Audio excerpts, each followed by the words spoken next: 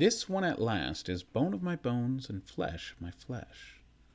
In today's reading from Genesis 2, a reading very familiar to us, we hear the good news about marriage. Now, when reading these creation accounts in Genesis, it's important for us to note what's included. What the scriptures are telling us are universal things applicable for all of humanity. That's why they're placed at creation. It's important to note here that the connection between a married couple is seen as something God intended from the beginning. Now, today we get involved in a lot of debates about marriage in our society.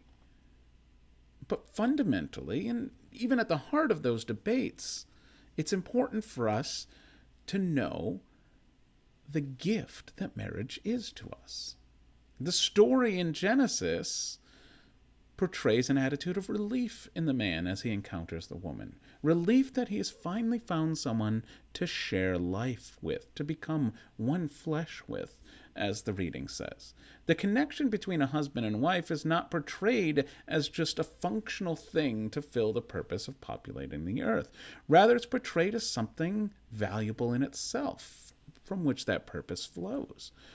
But there's even more here. The concern at the beginning of this passage is that it's not good for the man to be alone. The gift of human relationality in general, which is seen in its pinnacle here in the relationship between a husband and wife, shows us a lot about humanity. It shows us that we're made for each other, that we're made to be social. And society starts with the family, which starts with the loving bond of the married couple. So it's this gift of marriage that makes society itself possible, and not the other way around as we sometimes think. Sometimes, especially for married couples, but certainly for all of us, it's easy to forget the giftedness of this relationship. It's a gift that imitates God. It imitates God's creative love for us because God's creation reflects its creator.